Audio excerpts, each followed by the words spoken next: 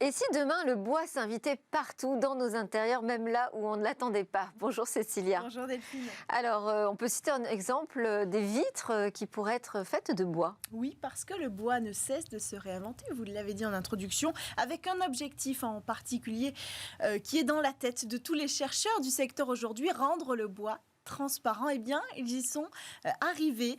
Dans l'université du Maryland aux États-Unis, des chercheurs ont trouvé la formule pour rendre le bois presque totalement transparent. Pour ça, ils ont pris le sujet à contresens parce qu'aujourd'hui, la solution envisagée, eh bien, c'est de supprimer la lignine du bois. Vous savez, c'est un des 4 matériaux qui composent le bois. Je me souviens, vous nous en aviez parlé. On en a déjà parlé parce que c'est de ça que viennent se nourrir les insectes et puis c'est ce qui fait pourrir le bois avec l'humidité. Mais c'est aussi ce qui lie le bois. Alors, vous le disiez, on a parlé d'une solution qui s'appelle Vaudou. Là, on avait supprimé le bois pour en faire un matériau fin. Supprimer la lignine, vous voulez dire? La lignine, bien sûr, pour en faire un matériau fin et qui laissait passer la lumière électronique.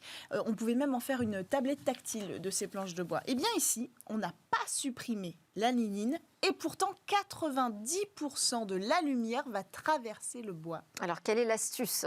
Eh bien, l'astuce, c'est que les scientifiques ont transformé la lignine en appliquant du peroxyde d'hydrogène directement sur le bois.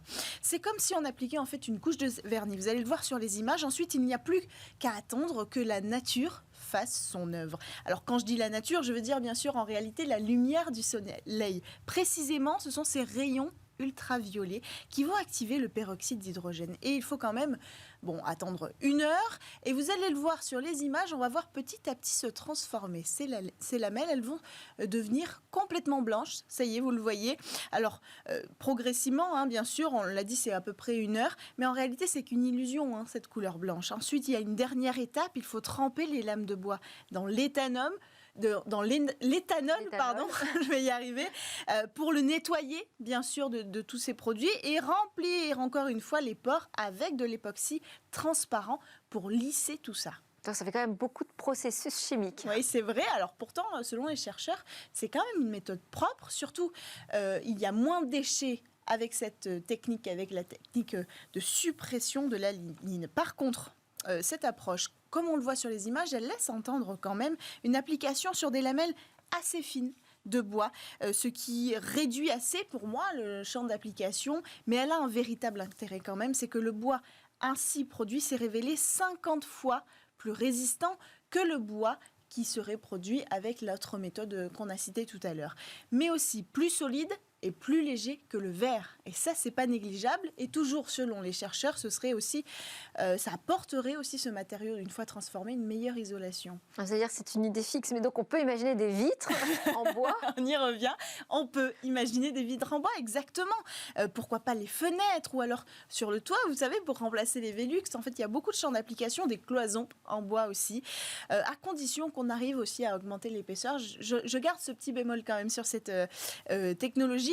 Mais bien sûr, on en est encore au stade de la recherche. Vous l'aurez compris, on fait encore des tests dans le jardin de l'université, donc il y a encore beaucoup d'étapes à franchir, bien que ce soit très prometteur. Et puis qui sait, peut-être que quand on ne voit pas que la baie vitrée est fermée, peut-être que ce sera moins douloureux de rentrer dans une vitre en bois que dans une vitre en verre.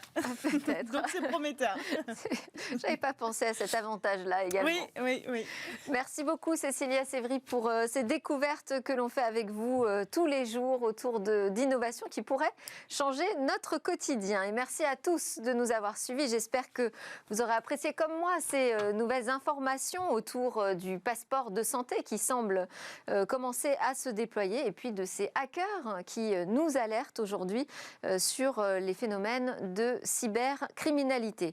À suivre, c'est le Lab, le rendez-vous où pitch les entreprises du numérique. Et moi, je vous retrouve dès demain pour de nouvelles discussions sur la tech. Excellente journée.